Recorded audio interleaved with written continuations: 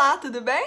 Meu nome é Thaís Lana, eu sou terapeuta e eu vou fazer uma série de vídeos aqui para a gente poder conversar um pouquinho mais sobre a constelação familiar sistêmica. Bom, para começar, eu queria explicar um pouquinho mais, né, o que é essa técnica. E eu gosto muito de usar a definição que o meu mentor, o Tuco Gabriel, ele usa para explicar o que é a constelação familiar. Ele fala que ela é uma técnica terapêutica que permite com que a gente conheça um pouquinho mais a respeito de nós mesmos, né? De como que a gente funciona. E de uma forma bem objetiva, bem simplificada, é isso mesmo. O criador da constelação familiar, que é o Bert Hellinger, ele descobriu que nós somos influenciados por algumas leis básicas que regem todas as nossas relações. Então eu tô falando das nossas relações familiares, das relações com os nossos amigos, colegas de trabalho, chefe, mas também tô falando das nossas relações com o dinheiro, com a saúde, enfim, com todas as coisas, né? Com todas as substâncias, com todos os sistemas que nós somos incluídos. E é importante a gente entender que 95% das atitudes que nós temos vêm do nosso inconsciente. 5% só das nossas atitudes estão já na nossa parte consciente, né? Então, assim, a grande parte de tudo aquilo que a gente faz, a gente já colocou no piloto automático.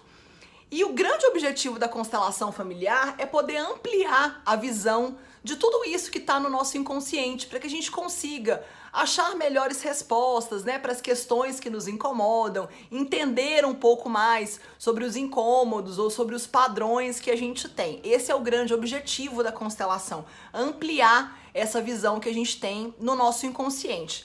Para que isso aconteça de fato, o Bert Hellinger nos fala que além do inconsciente individual e do inconsciente coletivo, que é essa soma, né, dos inconscientes individuais, existe o inconsciente familiar, que ele atua diretamente em cada membro daquele sistema familiar, né? E ao mesmo tempo existem 3 leis que governam as relações, né? E quando elas estão em desequilíbrio, é onde a gente costuma experimentar as sensações desagradáveis, os incômodos, os problemas que a gente costuma experimentar quando alguma dessas leis são infringidas. Então a primeira lei que o Bert Hellinger nos fala é sobre a lei do pertencimento. Essa lei, gente, ela é o nosso vínculo principal, assim, é o nosso desejo mais profundo.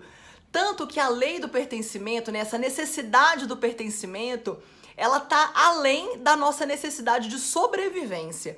E a gente consegue comprovar isso se a gente parar para pensar nos nossos exemplos aí desde criança, né?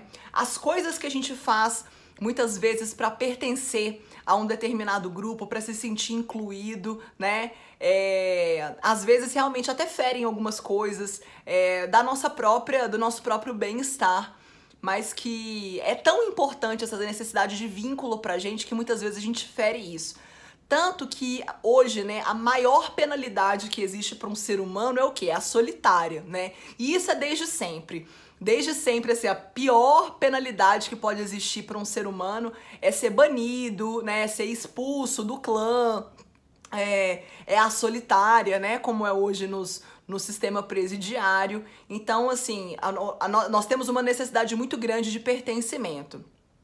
A segunda lei nos fala sobre a ordem, né, em que o indivíduo ele é sujeito ao tempo, né, e a ordem em que nós chegamos determina o nosso posicionamento.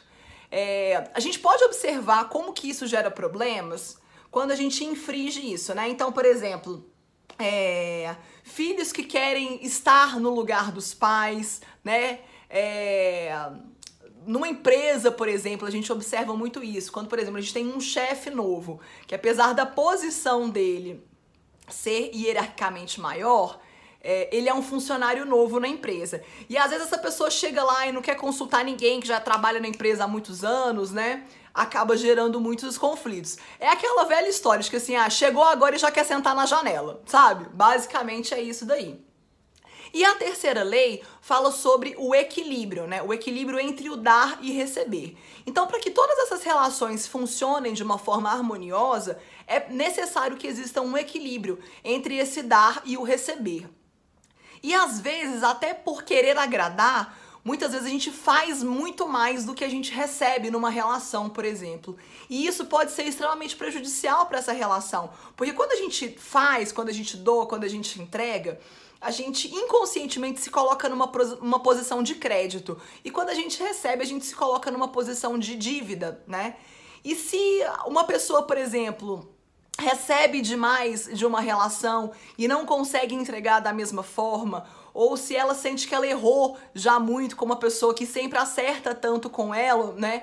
Acaba que essa relação muitas vezes se torna insustentável, porque parece que é uma dívida que não pode ser paga mais, né? E algumas relações se dissolvem e acabam justamente por causa desse desequilíbrio entre o dar e o receber.